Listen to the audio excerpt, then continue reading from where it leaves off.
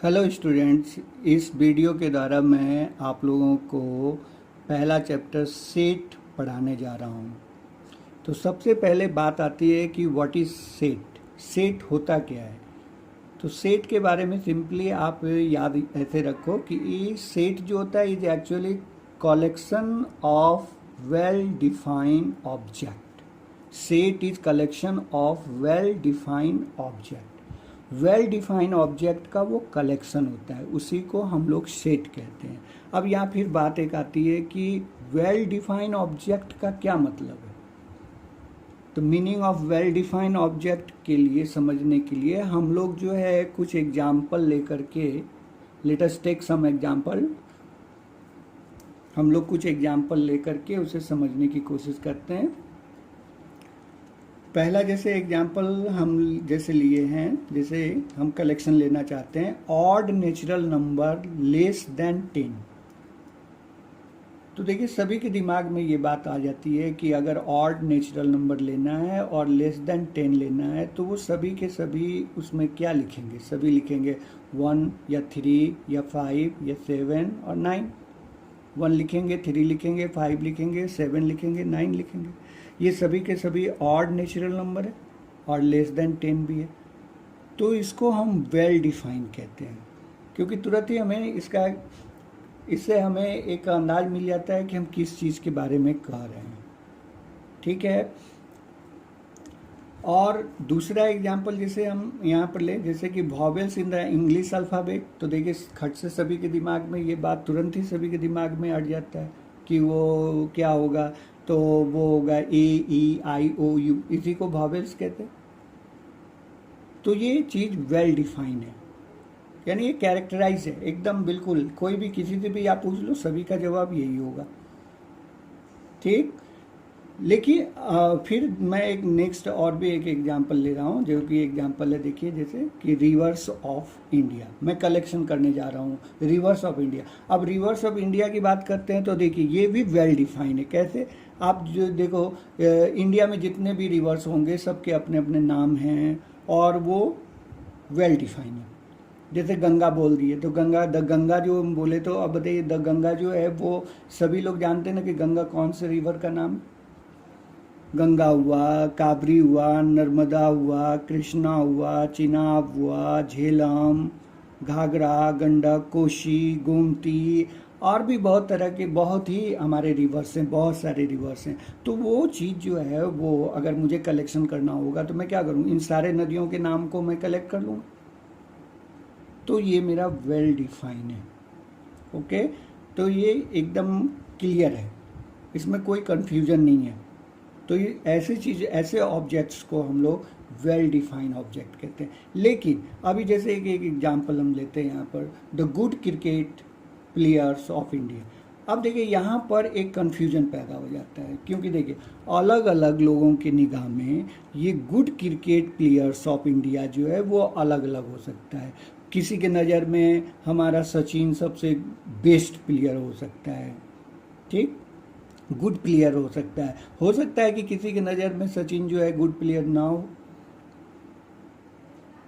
हम जैसे बोल दिए वो गांगुली के बारे में कह रहे, सौरव गांगुली है, कपिल देव है, वेंकट रमन है, वगैरह वगैरह जितने भी हैं। तो किसी की निगाह में वो गुड प्लेयर हो भी सकता है, किसी की निगाह में गुड प्लेयर नहीं भी हो सकता है। तो हम इसको जस्टिफाई नहीं कर सकते हैं। इसलिए इसका मतलब हुआ कि गुड क्रिकेट प्लेयर्स जो हैं ये मेरा वेल डिफाइन नहीं है, ये मेरा वेल डिफाइन नहीं है। ठीक है। जैसे मैं यहाँ पर फिर अब एक नेक्स्ट एग्जांपल देकर के और समझा रहा हूँ, the honest political leaders of India. अब बताइए कि आप किस तरह से जज कर सकते हैं कौन सा लीडर हमारा जो है वो ऑनेस्ट है और कौन सा लीडर जो डिसऑनेस्ट है। ये हम जस्टिफाई नहीं कर सकते। किसी के निगाह में मोदी जी बहुत अच्छे पॉलिटिकल लीडर्स होंगे, हो सकता है कि वही आप देखिए अपोजिशन पार्टी वाले, कांग्रेस वाले को वो मोदी जी को अच्छा लीडर नहीं मानते हैं, ऑनेस्ट लीडर नहीं मानते हैं, तरह तरह के उसके ऊपर ब्लेम लगता रहता है। तो किसी की निगाह में कोई जो है ऑनेस्ट हो भी सकता है और किसी की निगाह में ऑनेस्ट नहीं भी हो सकता है। तो इसका मतलब है कि हम इसको जज नहीं कर सकते हैं। इसलिए ये जो ऑनेस्ट पॉलिटिकल लीडर्स है वो मेरा वेल डिफाइंड ऑब्जेक्ट्स नहीं है। ओके, तो हम समझते हैं कि आप लोगों को समझ में आ गया होगा कि वेल डिफाइन का मतलब क्या है, वेल डिफाइन ऑब्जेक्ट का मतलब क्या है। कलेक्शन ऑफ ऑड नंबर्स मेरा वेल डिफाइंड ऑब्जेक्ट है, सो इट इज ए सेट, तो मैं इसको सेट कह सकता हूँ। फिर collection of A vowels in English alphabet, ये भी मेरा वॉवेल्स इन इंग्लिश अल्फ़ाबेट जो है वेल डिफाइंड है, इसलिए मैं इसको सेट कह सकता हूँ। Collection of reverse of India, reverse of India जो है वो भी मेरा वेल डिफाइंड है, इसलिए मैं इसको सेट कह सकता हूँ। ठीक है, collection of reverse of India is a set, इसको मैं सेट कह सकता हूँ। लेकिन जो मेरा वेल डिफाइंड नहीं है, जो मेरा वेल डिफाइंड नहीं है उसके कलेक्शन को हम सेट नहीं बोल सकते। ठीक है, जैसे डी नंबर में हमारा क्या था, हमारा कलेक्शन ऑफ द क्या था, good cricket players of India, तो चूंकि वो वेल डिफाइंड नहीं है इसलिए मैं उसको सेट नहीं बोल सकता।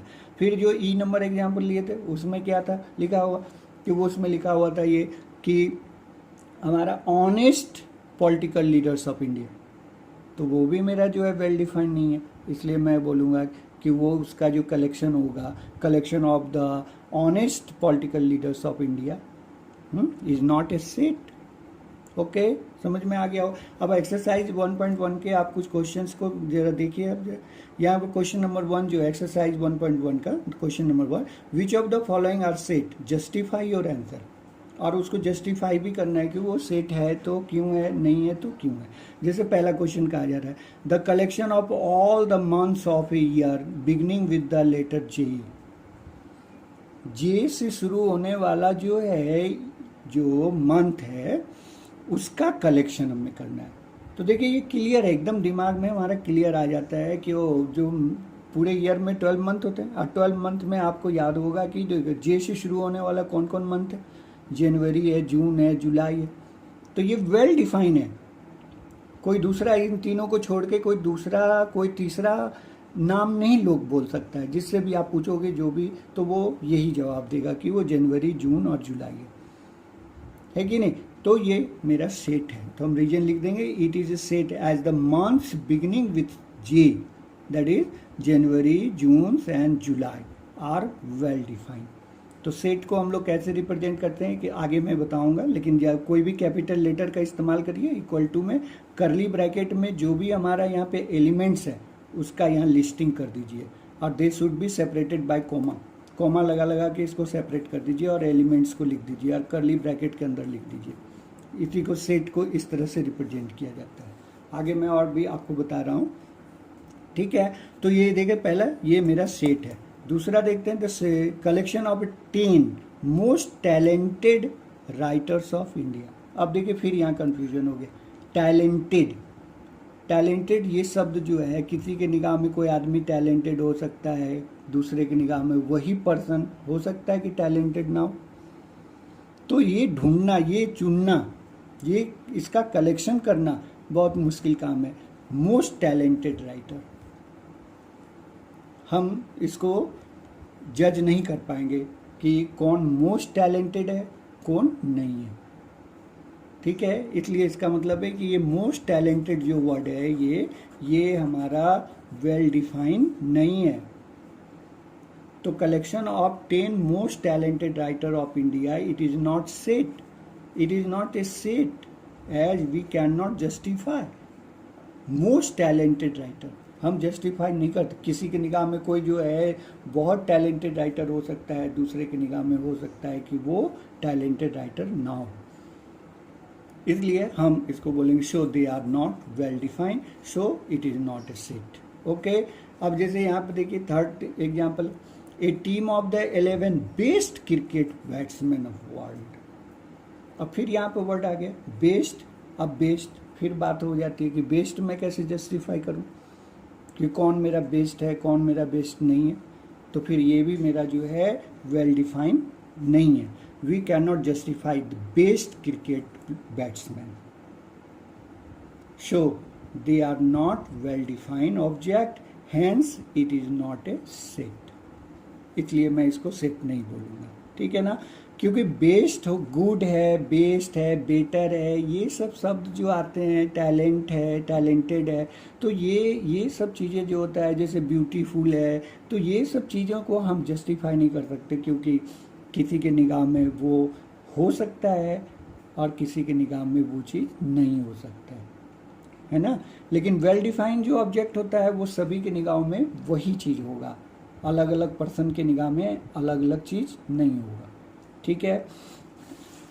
अभी यहाँ पर है the collection of A all boys in your class, ये तो मेरा सेट है, क्योंकि अगर आपके क्लास में जितने बॉयज़ है उसका लिस्टिंग कर सकते हो, उसका कलेक्शन कर सकते हो, तो वो मेरा सेट है। Collection of all natural number less then 100, अब 100 से छोटा जितने भी नेचुरल नंबर है वेल डिफाइन है, सभी के निगाह में आ जाएगा कि वो 1 से लेकर के 1 से लेकर के 99 तक लिखना होगा मुझे नेचुरल नंबर, तो ये दिस इज ए सेट।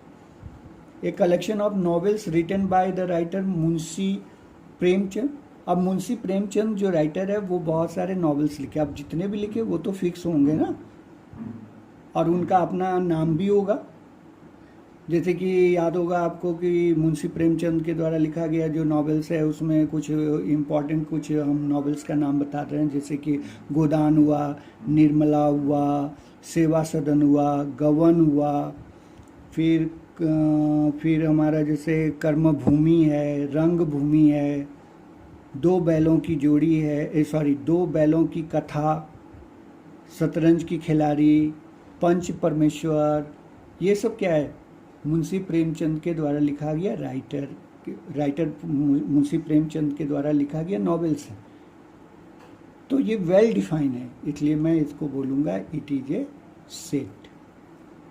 फिर the collection of all even integer, तो आप इवन इंटीजर आप लो, देखो सब माइनस जैसे हो सकता है, इधर भी बहुत सारे और भी डिजिट्स हो सकते हैं, फिर जैसे हम यहाँ पर लिख दिए हैं -4 -2 0 2 4, फिर आगे इसके आगे चलता जाएगा, इसके पीछे भी चलता जाएगा, यहाँ पर ऐसे डॉट डॉट करके छोड़ दीजिए, क्योंकि पूरे के पूरे तो आप इवन इंटीजर्स को यहाँ पर लिख नहीं सकते हो, लिख के दिखा नहीं सकते हो, इसलिए डॉट डॉट कर दो, कुछ लिख करके इधर भी डॉट डॉट, इधर भी आगे जाएगा और इधर भी डॉट डॉट कर दो, इधर भी पीछे जाएगा और कर्ली ब्रैकेट में बंद कर दो, ठीक है ना। ओके, अब देखते हैं डिस्क्रिप्शन ऑफ सेट को डिस्क्राइब कैसे करते हैं। तो सेट को डिस्क्राइब करने के दो मेथड हैं, एक मेथड है हमारा रोस्टर फॉर्म जिसको टेबुलर फॉर्म कहते हैं, और दूसरा मेथड है हमारा सेट बिल्डर फॉर्म, यानी set can be describe by 2 methods. पहला मेथड जो है उसका नाम है रोस्टर फॉर्म या इसको टेबुलर फॉर्म कहते हैं, दूसरा जो है वो मेरा है सेट बिल्डर फॉर्म। ओके, तो अब देखते हैं रोस्टर फॉर्म में क्या होता है। रोस्टर फॉर्म में सेट को कैसे डिस्क्राइब किया जाता है। तो इन दिस फॉर्म में set is describe by listing elements separated by commas with in curly bracket.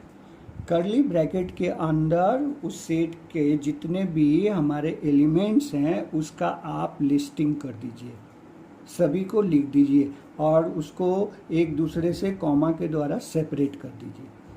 तो इस तरह से जब आप उसको एक्सप्रेस करोगे सेट को, तो उसको हम लोग रोस्टर या टेबुलर फॉर्म कहते हैं। जैसे देखिए यहाँ सेट को हमेशा किसी कैपिटल लेटर से डिनोट करते थे, कैपिटल A इक्वल टू, यहाँ पर देखो कर्ली ब्रैकेट शुरू करेंगे, फिर जो अगर उसके एलिमेंट्स 2 3 5 7 है तो यहाँ 2 3 5 7 फिर कर्ली ब्रैकेट क्लोज कर देंगे।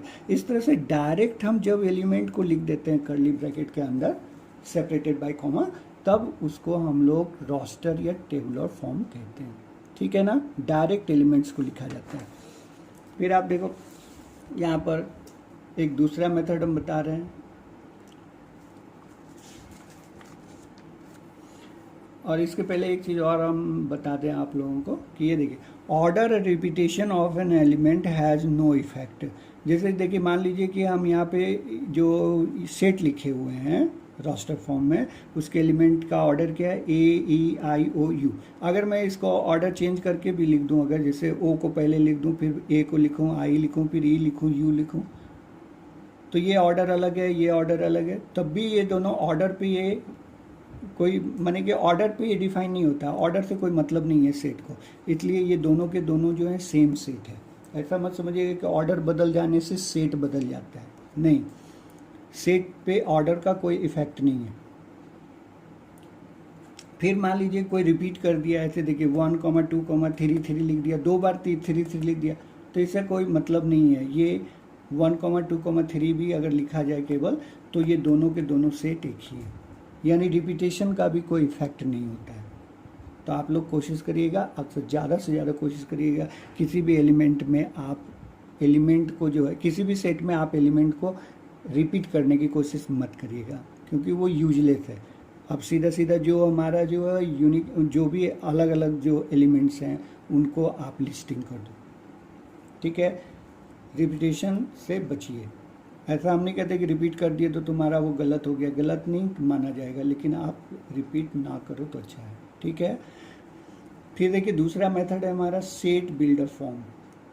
तो यहाँ पर इसके ऊपर आपने सीख लिया ना कि ऑर्डर का भी कोई इफेक्ट नहीं होता है और रिपीटेशन का भी कोई इफेक्ट नहीं होता है, ये याद रखना। फिर देखिए सेट बिल्डर फॉर्म, दूसरा मेथड है। सेट बिल्डर फॉर्म में क्या होता है, तो set builder in this form A set is described bye characterising property of its element in करली ब्रैकेट। करली ब्रैकेट में हम लोग डायरेक्ट हम एलिमेंट नहीं लिखते हैं, बल्कि एलिमेंट के प्रॉपर्टी जो कैरेक्टराइजिंग प्रॉपर्टी है हम उसको लिखते हैं, ठीक है। जैसे कि मान लीजिए कि हम एक एग्जांपल लेकर के बता रहे हैं आपको, the set of the vowel of English alphabet, ठीक। तो आप इसको कैसे लिखोगे सेट बिल्डर फॉर्म में, तो आप देखो ऐसे लिखोगे, कोई भी कैपिटल लेटर से डिनोट कर दो सेट को, इक्वल टू, फिर करली ब्रैकेट स्टार्ट करो, फिर यहाँ पे लिखो एक्स सच दैट।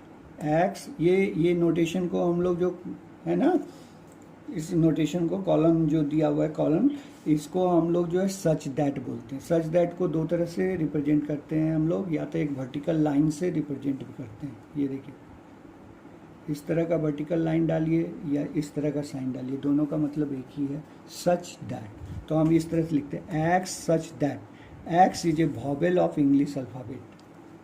हमने कैरेक्टराइज कर दिया, वो एलिमेंट को कैरेक्टराइज कर दिया कि वो जो एलिमेंट होंगे, उस सेट के जो एलिमेंट होंगे वो क्या होंगे, वॉवेल्स ऑफ इंग्लिश अल्फाबेट। यानी फुल इंफॉर्मेशन हम दे दिए कि इसमें सेट में जो एलिमेंट्स लिखे जाएंगे वो element vowel of English alphabet होना चाहिए। तो डायरेक्ट अगर लिस्टिंग में करूँ उसके एलिमेंट्स को रॉस्टर फॉर्म में लिखने की कोशिश करूँ तो क्या लिखूंगा मैं, AEIOU ना लिखेंगे, यानी एक ही सेट जो है हमारा set of the vowels of English alphabet, उसको हम सेट बिल्डर फॉर्म में इस तरह से रिप्रेजेंट कर सकते हैं, एलिमेंट को कैरेक्टराइज करते हुए हम लिखेंगे, और दूसरा जो है डायरेक्ट हम उसके एलिमेंट को लिखेंगे। तो ये दो मेथड से हम सेट को रिप्रेजेंट कर सकते हैं, ठीक है। जैसे एक दूसरा एग्जांपल ले रहे हैं हम, set of natural number less than 8। अब एक सेट हमें लेना है जो क्या होना चाहिए, क्या चीज़ का वो सेट है, तो नेचुरल नंबर का सेट है लेस देन 8। तो देखिए सेट बिल्डर में हम कैसे लिखेंगे इसको, यहाँ देखिए सेट बिल्डर में लिखेंगे, कोई भी लेटर से हमने सेट को रिप्रेजेंट करेंगे, ABCD कुछ भी कैपिटल से डिनोट करिए, इक्वल टू करली ब्रैकेट डालिए, और हमेशा याद रखिए सेट को हमेशा करली ब्रैकेट में लिखा जाता है। तो करली ब्रैकेट से स्टार्ट करिए, यहाँ लिखिए x such that x, x such that x, इस तरह का नोटेशन डालिए, चाहे ऐसा डालिए। अब एक्स क्या है मेरा, तो ये x is a natural number, तो x is a natural number less than 8। Direct यहाँ पे उस एलिमेंट के बारे में, उसकी प्रॉपर्टी के बारे में आप यहाँ पे लिख दो कि एक्स क्या चीज़ है, तो x is a natural number less than 8। तो ये मेरा सेट बिल्डर फॉर्म हो गया। और डायरेक्ट ही मान लो कि हमको 8 से छोटा नेचुरल नंबर लिखना है रोस्टर फॉर्म में, तो डायरेक्ट हमको उसके एलिमेंट को लिखना होगा, तो क्या लिखेंगे 1 2 3 4 5 6 7, इस तरह से हम लिख दिए तो रोस्टर फॉर्म हो गया ना, ठीक है। और ये याद रखना, ये वाला सिंबल या ये वाला सिंबल दोनों को हम लोग पढ़ते हैं सच दैट, ओके। फिर यहाँ पे देखिए मीनिंग ऑफ इसका, ये देखिए ये और ये दोनों सिंबल का मीनिंग क्या है। इसका मीनिंग का मतलब होता है, ये वाला जो सिंबल आप डालेंगे इसको बिलोंग टू कहते हैं, बिलोंग्स टू, यानी उसमें है। और डज, इसका सिंबल जो है, ये वाले सिंबल का मीनिंग है डज नॉट बिलोंग्स टू, इस सिंबल का मीनिंग है बिलोंग्स टू, और इस सिंबल का मीनिंग है डज नॉट बिलोंग टू। ऐसे ये ग्रीक लेटर है और इसको हम लोग एप्सिलॉन कहते हैं, लेकिन यहाँ पर छोड़िए वो क्या कहते हैं वो छोड़िए, कौन से लेटर का नाम क्या है क्या उनको छोड़ते हुए याद रखना कि इस तरह का साइन कहीं भी लगा रहेगा उसका मतलब होता है बिलोंग्स टू, और यहाँ पे ऐसे करके काट दिया गया है तो इसका मतलब होता है does not belong to. Okay, जैसे आपको एक एग्जाम्पल दे करके मैं समझा रहा हूँ। देखिए कोई सेट दिया हुआ है रोस्टर फॉर्म में जिसका एलिमेंट क्या है 1 2 3 4 5 6। ओके, और इसमें अब देखिए कहा जा रहा है, आगे आपसे पूछा जा रहा है, ये क्वेश्चन नंबर 2 है, एक्सरसाइज का ही क्वेश्चन नंबर 2 है। अब इसमें कहा जा रहा है insert the appropriate symbol belongs to और does not belong to in the blank spaces. देखिए इन दोनों के बीच में यहाँ ब्लैंक स्पेस है, ब्लैंक है, यहाँ यहाँ यहाँ, इसमें आपको इन दोनों में से जो अप्रोप्रिएट सिंबल होगा उसको यहाँ इंसर्ट करना है। तो देखिए क्या है, ये 5 जो है, 5 जो एलिमेंट है वो आपको चेक करना है कि ये सेट ए जो है, सेट ए का एलिमेंट क्या क्या है 1 2 3 4 5 6, तो इस सेट में ये एलिमेंट बिलोंग कर रहा है कि नहीं कर रहा है। तो देख रहे हैं एज क्लियर, 5 जो है सेट ए में बिलोंग कर रहा है, 5 है ना यहाँ पर, तो हम यहाँ पे सिंबल डाल देंगे बिलोंग, बिलोंग्स टू का साइन डाल देंगे। 5 बिलोंग्स टू सेट ए, इसको ऐसे पढ़ेंगे 5 belongs to set A, 5 element 5 belongs to set A. अब यहाँ से देखिए 8 ए में बिलोंग कर रहा है कि नहीं कर रहा है, तो देखें यहाँ तो 8 है ही नहीं, तो इसका मतलब 8 does not belongs to set A, तो डज नॉट बिलोंग्स, तो डज नॉट का साइन डालना है, तो हम इस तरह से डाल दिए। अब 0 इसमें है, देखिए 0 बिलोंग्स टू ए, 0 तो इसमें है ही नहीं, तो डज नॉट बिलोंग, तो फिर इसमें डज नॉट का साइन लगा दिए। फिर 4 को चेक करिए सेट ए में है कि नहीं है, तो सेट ए में 4 है, बिलोंग कर रहा है, तो यहाँ पर हम लिखेंगे 4 belongs to set A. Okay, 2 भी बिलोंग कर रहा है, तो यहाँ बिलोंग्स टू का साइन डालिए, 2 बिलोंग्स टू ए। फिर यहाँ पे 10 यहाँ पे देखिए 10 does not belongs to set A, set A में बिलोंग नहीं कर रहा है, तो हम यहाँ पर डज नॉट का लगा देंगे साइन, डज नॉट। ओके, अब क्वेश्चन नंबर 3 में आप देखो, क्वेश्चन नंबर 3 यहाँ से कहा जा रहा है कि write the following set in the roster form, यानी सेट बिल्डर फॉर्म में ये लिखा हुआ है क्वेश्चन यहाँ पर, सेट बिल्डर फॉर्म में, और आपको रोस्टर फॉर्म में इसको लिखना है। तो यहाँ पर देखिए सेट बिल्डर में क्वेश्चन नंबर 1 में क्या लिखा हुआ है, कर्ली ब्रैकेट में x such that x is an integer and x greater than equal to -3 less than 7, यानी एक्स का मान कह रहा है -3 या 3 से बड़ा, दोनों सिंबल लगा हुआ है, देखिए इक्वल टू का भी है या ग्रेटर का भी है, एक्स ग्रेटर और इक्वल टू -3, बट यहाँ पे केवल लेस देन 7 बोला जा रहा है, लेस देन 7, इक्वल टू 7 नहीं बोला जा रहा है, यानी कि आपको 7 नहीं लेना है। तो -3 से 7 से छोटा इंटीजर लिखना है, तो -3 से शुरू करिए, -3 -2 -1 0 1 2 3 4 5 6 तक लेना है, 7 नहीं, क्योंकि यहाँ पे लेस देन 7 लिखा हुआ है। तो आप इस तरह से लिस्टिंग कर दो, ये तो समझ में आ गया ना कि x का मान कहाँ से कहाँ तक लिखना है, तो -3 या -3 से बड़ा लिखना है और 7 से छोटा लिखना है, तो ये सारे इंटीजर लिख दो।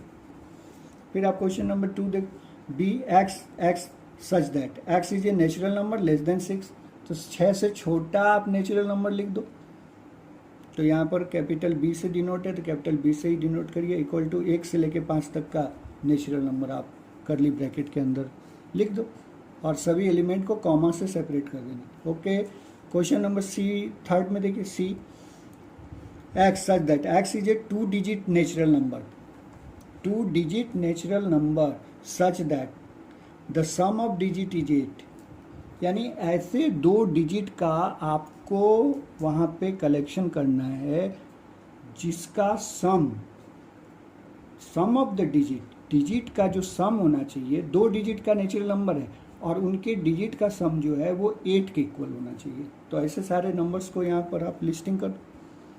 देखो 17 लो या 71, 1 को 7 से जोड़ेंगे तो भी 8 आएगा, 7 को 1 से जोड़ेंगे तो भी 8 आएगा, यानी 17 भी हो सकता है, 71 भी हो सकता है।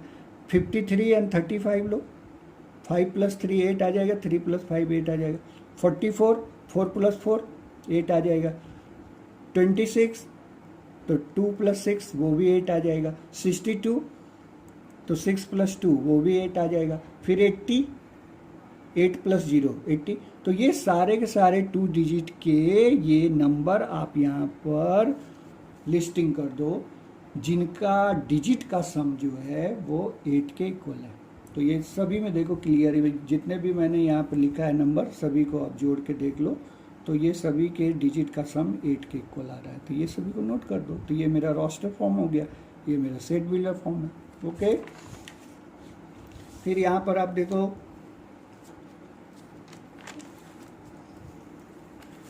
क्वेश्चन नंबर 4 में D, x such that x is A prime number, x is A prime number which is divisor of 60। Prime number होना चाहिए और 60 का डिवाइजर होना चाहिए। तो 60 का डिवाइजर में प्राइम नंबर कौन कौन होता है? 2 होगा या 3 होगा या 5 होगा, बस, है ना। 60 को जब आप ब्रेक करोगे तो 60 को ब्रेक करोगे तो उसके जो फैक्टर्स मिलेंगे क्या मिलेंगे? 1 भी मिलेंगे, 2 भी मिलेंगे, 3 मिलेंगे, 5 मिलेंगे, फिर उसके जो और भी 15 मिलेंगे, 12 मिलेंगे, तो 30 मिलेंगे। लेकिन ये सब तो प्राइम नंबर नहीं ना है, उनमें से प्राइम नंबर तो केवल 2 और 3 एंड 5 ही आएगा ना। तो आप 2 3 5 को लिख दो, ठीक है। प्राइम नंबर लिखना है जो कि 60 का डिवाइजर हो, ठीक है। इसके अलावा और भी हमारे डिवाइजर हो सकते हैं, उसके फैक्टर हो सकते हैं, लेकिन वो सब के सब जो है प्राइम नंबर नहीं है। प्राइम नंबर केवल 2 3 5। अब यहाँ देखो क्वेश्चन नंबर 5 में क्या है, the set of all letters in the word trigonometry. Trigonometry में जितने जो लेटर्स हैं उनका हमें एक सेट बनाना है। Set of all letters in the word trigonometry, trigonometry में जितने जो लेटर्स हैं उनका मुझे सेट बनाना है, ठीक है। तो यहाँ से देखो टी लिख देंगे, फिर आर यहाँ से देखो 2 बार रिपीट हुआ है यहाँ और यहाँ, तो एक आर लिख देंगे, आई फिर लिखेंगे, फिर जी लिख देंगे, फिर ओ 2 बार रिपीट हुआ था, एक ओ लिख देंगे, फिर एन लिखेंगे, फिर एम लिखेंगे, फिर ई लिखेंगे।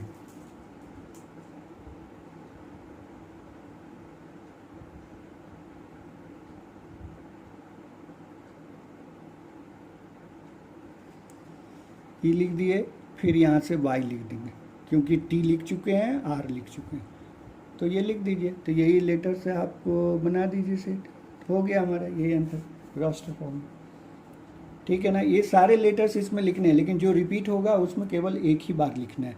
तो ये सारे लेटर्स यहाँ पे लिख दीजिए, ट्रिग्नोमेट्री में जितने लेटर्स हैं, है ना। जो 2 बार 3 बार आएगा उसके बदले एक ही बार लिखिए, ठीक है। यहाँ पर एफ देखिए, the set of all letters in the word better. Better में जितने वर्ड लेटर्स हैं उनसे एक सेट बनाना है। तो इसमें देखिए बी तो अकेला है, ई 2 बार आया तो एक बार लिख देंगे, टी 2 बार आया तो एक बार लिख देंगे, और फिर आर को लिख देंगे। तो ये हो गया मैं, ठीक है। क्वेश्चन नंबर 4 में देखिए, right the following sets in the set builder form. अब क्या है, ये उल्टा है। उल्टा क्या है कि उस अभी जो क्वेश्चन नंबर 3 बना रहे थे उसमें क्या था कि सेट बिल्डर में वो दिया हुआ था, रोस्टर में हमें लिखना था। अभी ये क्वेश्चन नंबर 4 क्या है, 4 में हमारा सेट बिल्डर में ये सॉरी हमारा रोस्टर फॉर्म में दिया हुआ है और सेट बिल्डर में इसे लिखना है।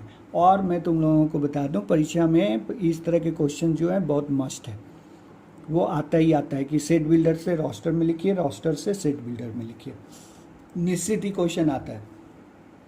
तो देखो मैं कैसे लिखूंगा इसको सेट बिल्डर में, x such that x. X क्या, ध्यान से देखो तो ये सभी 3 का मल्टीपल है कि नहीं, 3 इंटू 1, 3 इंटू 2, 3 इंटू 3, 3 इंटू 4, है ना, 3 का मल्टीपल। तो इसलिए हम डायरेक्ट यहाँ पे लिख दे रहे हैं x such that x equal to 3m। जहाँ पे m के बारे में बता रहे हैं, m मेरा क्या है, वो नेचुरल नंबर है, belongs to set of natural number. And m का मान यहाँ पे m कहाँ से कहाँ तक रखेंगे, इसको रिप्रेजेंट करने के लिए m का मान 1 रखना होगा, इसको रिप्रेजेंट करने के लिए m का मान 2 रखना होगा, इसको रिप्रेजेंट करने के लिए 3 रखना होगा, और इसको रिप्रेजेंट करने के लिए 4 रखना होगा। तो हम यहाँ m का मान बता देंगे 1 या 1 से बड़ा और 4 या 4 से छोटा। लेकिन ये जो m है वो मेरा नेचुरल नंबर है, belongs to set of natural number, और m का मान 1 से 4 तक यहाँ पे रखा जाएगा। जब 1 रखोगे ये मिलेगा, m के जगह पर 2 रखोगे तो ये मिलेगा, 3 रखोगे तो ये मिलेगा, 4 रखोगे तो ये मिलेगा। ओके, तो इस तरह से लिखेंगे x such that x equal to 3m, क्योंकि यहाँ से मैंने देख लिया क्लियर, ये सभी के सभी 3 का मल्टीपल है, तो equal to x equal to 3m। m के बारे में बोल देंगे क्या है, belongs to set of natural number, ये नेचुरल नंबर है, और m का मान 1 से लेकर 4 तक है। दूसरा क्वेश्चन देखिए, 2, 4, 8, 16, 32, ये सभी नहीं लग रहा है कि 2 के पावर के रूप में लिखा हुआ है। देखिए 2 पे पावर 1, 2 पे पावर 2, 2 पे पावर 3, 2 पे पावर 4, 2 पे पावर 5, सभी 2 के पावर के रूप में लिखा हुआ है ये। तो हम यहाँ पर लिखेंगे इस तरह से x such that x equal to 2 पे पावर n। अब n के बारे में मैं बता दे रहा हूँ कि n क्या है, 2 का power n is the set of natural number, sorry n small n belongs to set of natural number, n small n जो है मेरा नेचुरल नंबर है, और n का मान 1 से लेकर के 5 तक लिखेंगे। n मेरा नेचुरल नंबर है और इसका मान कितना है, 1 से लेकर के 5 तक। n is greater than equal to 1, less than equal to 5। Okay, तो यहाँ पे 1 रखोगे तो ये मिलेगा, n की जगह 2 रखोगे तो ये वाला मिलेगा, 3 रखोगे तो ये मिलेगा, 4 रखोगे तो ये मिलेगा, और 2 टू द पावर 5 कर दोगे तो ये मिलेगा। क्वेश्चन नंबर आप यहाँ थर्ड देखो, क्लियर यहाँ से 5, 25, 1, 25, 6, 25, ये 5 है, ये देखो 5 का स्क्वायर है, ये 5 का क्यूब है, ये 5 टू द पावर 4 है ना, 5 के रूप में, 5 के टू द पावर के रूप में ये लिखा जा सकता है। तो हम इसको लिख देंगे x such that x equal to 5 to the power n, फिर n की जगह पर लिखें n belongs to set of natural number, and n के बारे में क्या बताएंगे हम, कहाँ से कहाँ तक, तो यहाँ पे 1 पावर, यहाँ पे 2, 3, यहाँ 4, तो n का मान 1 से लेके 4 तक। ठीक है ना, बहुत ही सिंपल है, 1-2 बार आप इसको ध्यान से देखिए, आपको सभी समझ में आ जाएगा। फिर यहाँ पे देखो, ये क्वेश्चन नंबर 4 है, तो यहाँ पे लिखा है 2, 4, 6, ये सभी नहीं लग रहे हैं कि इवन नंबर लिखा हुआ है, इवन में नेचुरल नंबर है, सभी इवन नेचुरल नंबर लिखा हुआ है, नेगेटिव नहीं है। तो हम यहाँ पर क्या लिख दें, x such that x is an even natural number, या इसको आपको ऐसे दूसरे तरीके से लिखना है तो ऐसे भी लिख दो, x such that x is a positive even integer. दोनों का मतलब तो एक ही हुआ, इवन नेचुरल नंबर बोलोगे तो भी सारे पॉजिटिव इवन नंबर लिखे जाएंगे, या तो आप लिख दो x such that x is a positive even integer, even integer में वो सभी पॉजिटिव है। ओके, फिर यहाँ देखो 4, 2, 1, 4, 9 डॉट डॉट डॉट करके 100 तक लिखा हुआ है। तो यहाँ पर भी ध्यान से देखो, ये देखो 1 का स्क्वायर 1 होता है, 2 का स्क्वायर 4 होता है, 3 का स्क्वायर 9 होता है, यहाँ पर फिर आगे अगर होगा तो 16 होगा, तो 4 का स्क्वायर हो जाएगा, यहाँ पर देखो 100 है तो ये 10 का स्क्वायर हो जाएगा। तो ये क्लियर यहाँ देखने से पता चल रहा है कि ये क्रम से लिखा हुआ है, 1 का स्क्वायर, 2 का स्क्वायर, 3 का स्क्वायर, डॉट डॉट डॉट 10 का स्क्वायर। तो हम इस तरह से लिखेंगे सेट बिल्डर फॉर्म में, x such that x equal to लिखेंगे n स्क्वायर, ये सभी नेचुरल नंबर के स्क्वायर के रूप में 1 से लेके 10 तक के नेचुरल नंबर के स्क्वायर है, ये 1 से लेके 10 तक के नेचुरल नंबर का स्क्वायर है ये सभी। तो हम यहाँ पर n स्क्वायर लिख देंगे, x बराबर n स्क्वायर, और n के बारे में बताएंगे n क्या है, तो n belongs to set of natural number, और n का मान कहाँ से कहाँ तक होगा, तो equal to greater than 1 less than equal to 10, यानी 1 से लेके 10 तक। ये हम बारी बारी से n के जगह पर 1, 2, 3, 4, 5 रखते जाएंगे, ये सारे एलिमेंट मिलता जाएगा। ओके, तो इस तरह से हम लिख देंगे। फिर यहाँ पे एक इम्पॉर्टेंट बात हमको बतानी थी, तो जो मैं भूल गया था, तो आप यहाँ पर देखो, यहाँ पर देखो कि कुछ नोटेशन है यहाँ mathematics, sets use particularly in mathematics, कहीं भी ये सिंबल लिखा हो ऐसा तो आप इसका मतलब समझ लेना क्या है। ये कैपिटल N का मतलब होता है set of all natural number, natural number के सेट को हम लोग कैपिटल N लेटर के द्वारा रिप्रेजेंट करते हैं, और set of all integer, integer set of integer को हम लोग कैपिटल Z से डिनोट करते हैं। कहीं भी Z हो तो समझ लेना कि वो सेट ऑफ इंटीजर्स हैं, और Q से दिखाते हैं हम लोग set of all rational number, set of all rational number को रिप्रेजेंट क्यू से करते हैं, कैपिटल क्यू से। आर से रिप्रेजेंट करते हैं the set of real numbers, okay, set of real number. Z में प्लस अगर लगा देते हैं तो यहाँ पे देखो सेट ऑफ ऑल इंटीजर्स में नेगेटिव इंटीजर भी शामिल होंगे, पॉजिटिव भी होंगे, जीरो भी होंगे, लेकिन अगर आप प्लस यहाँ पे लगा देते हो जेड प्लस, तो इसका मतलब होता है केवल set of positive integer, set of positive integer, okay. फिर क्यू में प्लस लगा देते हो तो सेट ऑफ क्यू क्या था, सेट ऑफ रैशनल नंबर, तो यहाँ हो जाएगा क्या, set of positive rational number, Q plus. R plus कर दो तो ये हो जाएगा set of positive real number. अगर जेड में माइनस लगा दो तो इसका मतलब होता है set of negative integer. Q minus लगा दो तो set of negative rational number. R minus लगा दो तो set of negative real number. यानी ये तीन को स्पेशली याद रखना है। एन से होता है set of natural number, Z से होता है सेट ऑफ ऑल इंटीजर्स, और क्यू से होता है set of all rational number. इसी में प्लस लगा दोगे, नेचुरल नंबर में तो प्लस लगेगा नहीं, जेड वाले क्यू और आर वाले में लगेगा। तो जेड प्लस कर दोगे तो सेट ऑफ ऑल पॉजिटिव हो जाएगा इंटीजर, क्यू प्लस करोगे तो set of all positive rational number, R plus कर दोगे तो the set of all real numbers. क्योंकि देखो रैशनल नंबर भी पॉजिटिव नेगेटिव दोनों होते हैं, रियल नंबर भी पॉजिटिव नेगेटिव दोनों होते हैं, और इंटीजर भी पॉजिटिव नेगेटिव दोनों होते हैं। इसलिए अगर केवल सभी पॉजिटिव वाला लिखना हो तो सब में प्लस प्लस कर दीजिए, अगर नेगेटिव वाला सिर्फ लिखना हो तो माइनस माइनस कर दीजिए, और पॉजिटिव नेगेटिव दोनों मिला के लिखना हो तो फिर इस तरह के सिंबल का इस्तेमाल करिए। यार ये हमेशा याद रख लो पूरा का पूरा अच्छी तरह से। ये आपको 11 से लेकर 12 तक और भी अगर हायर क्लासेस में जाओगे तो ये सेट, ये जो नोटेशन है इसका इस्तेमाल बार बार होता रहता है, ओके, ठीक है। ये वीडियो आपको कैसा लगा आप कमेंट करके ज़रूर बताएं। अगर अच्छा लगा हो तो लाइक करें, शेयर करें और सब्सक्राइब भी करें, ताकि मैं जब दूसरा वीडियो बनाऊं तो आप तक आसानी से उसका नोटिफिकेशन पहुंच जाए। Thank you.